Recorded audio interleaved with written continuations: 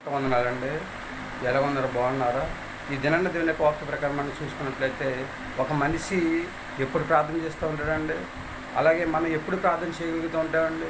కష్టాలు వచ్చినప్పుడు, శ్రమలు వచ్చినప్పుడు, బాధలు వచ్చినప్పుడు, ఇబ్బందులు వచ్చినప్పుడు మనము ప్రార్థన చేస్తూ ఉంటాం తప్ప అన్నీ బాగున్నప్పుడు మనం ప్రార్థన చేయగలుగుతామండి, చేయలేమన్నమాట అండి.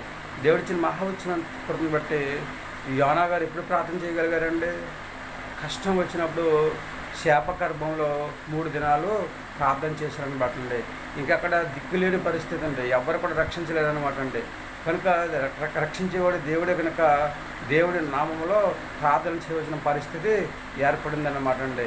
అలాగే మనం కూడా ఎప్పుడు ప్రార్థన చేస్తామంటే బాగా శ్రమలు వచ్చినప్పుడు మనము ప్రార్థన చేస్తూ ఉంటాం అనమాట అండి.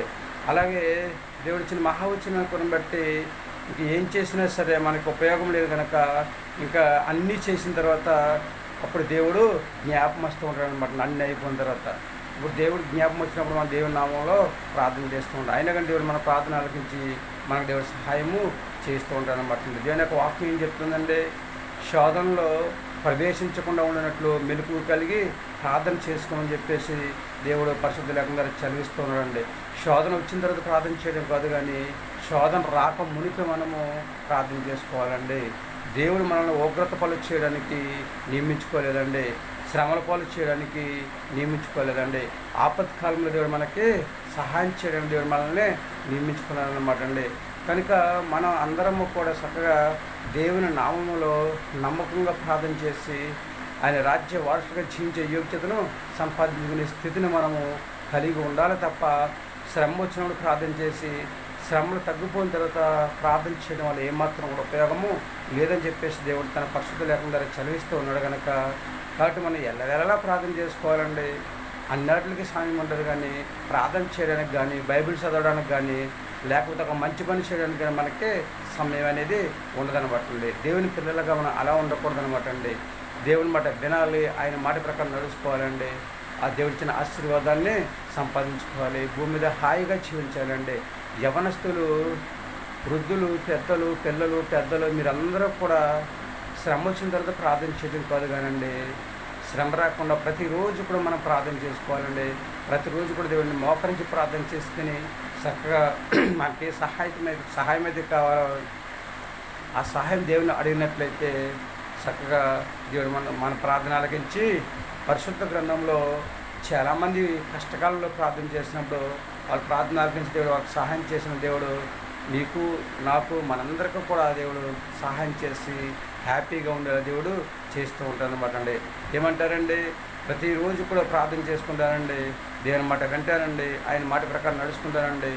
ఆ దేవుడిచ్చిన ఆశీర్వాదాన్ని పొందుకొని విశ్వాసంతో ప్రార్థన చేసుకుని, నమ్మకంతో ప్రార్థన చేసుకుని, భక్తితో ప్రార్థన చేసుకుని, దేవుని శక్తిని ఆశ్రయించి భూమి మీద హాయిగా జీవించే యోగ్యతను సంపాదించుకుంటారని చెప్పేసి ఎవరైతే అంటూ ఉంటారో వారందరూ కూడా ప్రార్థన చేద్దామా?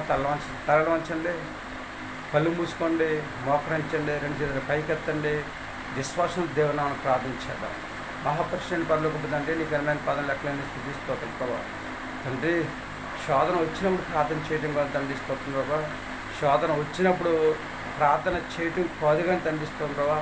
శోధన రాకముందే ప్రార్థన చేసుకుని తండ్రి ప్రభా, నీ రాజ్య వారసుగా జీవించే యోగ్యతను దయచేసి భూమి మీద హాయిగా జీవించే యోగ్యతను ప్రభా మాకు దయచేయమని ప్రార్థిస్తున్నాం ప్రభా. నీ కొందనాలు తండ్రిస్తుండో పరిశుద్ధ గ్రంథంలో అనేక మంది ప్రార్థన చేస్తాను ప్రభా, సహాయాన్ని పొందుకుంటాను ప్రభా, హాయిగా జీవించేస్తాను నీ కొందనాలు. ఈ పిల్లలు కూడా తండ్రిస్తుంది ప్రభావ, మేము కూడా ప్రార్థన చేస్తాను ప్రభావ తండ్రి. భూమి మీద హాయిగా జీవించే యోగ్యతను దయచేయండి, మంచి ఆరోగ్యాన్ని సంపాదించిన స్థితిని దయచేయండి ప్రార్థిస్తున్నాం ప్రభావ. చిన్నలను, పెద్దలను, యవనస్తులను, వృద్ధులను తండ్రి ప్రతి ఒక్కరిని కూడా దీవించండి, ఆశీర్వదించండి. ఎవరైతే ప్రార్థన చేయడం రాదంటూ ఉంటారో వారందరూ కూడా ప్రార్థన నేర్పించండి అందిస్తున్నారు. అందరూ బాగుండాలి తండ్రి, అందరూ దీవించబడాలి, అందరూ ఆశీర్వదించబడాలి, అందరూ అభివృద్ధి పొందాలి, అందరూ ప్రార్థన చేసుకోవాలి, శక్తిని సంపాదించుకోవాలి తండ్రి స్తోత్రంలో నీకు పొందాలి తండ్రి. అలాగే ప్రతి ఒక్కరిని కూడా దీవించండి, ఆశీర్వదించి ఎవరికి కావాల్సిన సహాయం వారికి దయచేయమని, మా మంచి ఆరోగ్యం ప్రతి ఒక్కరికి కూడా దయచేయమని, ప్రతి ఒక్కరు కూడా విశ్వాసంతో ప్రార్థన చేసుకునే యోగ్యత దయచేయమని చక్కగా దాన్ని బిడ్డలందరూ కూడా మరొకసారి దీవించి ఆశీర్వదించమని మా ప్రార్థన ఆలకించండి. మా ప్రార్థన గురుబలం దయచేయండి. మా కొరకు తరవరాన్ని యేసుక్రీస్తు ప్రవేశమైన వేడుకొంచున్నాము తండ్రి, ఆమేన్. అందరికీ వందనాలండి. దేవుని ఆశీర్వాదం మీకు తోడుగా ఉండును గాక. దేవుడు మిమ్మల్ని దీవించి ఆశీర్వదించును గాక. ఆమేన్. మనం ప్రతిరోజు ప్రార్థన చేయగలుగుదామా? ప్రతిరోజు కూడా మనం ప్రార్థన చేద్దామా? దేవుని మాట విందామండి, దేవుని మాట ప్రకారం నడుచుకుందామండి, దేవుడిచ్చే ఆశీర్వాదాన్ని పొందుకుందామా?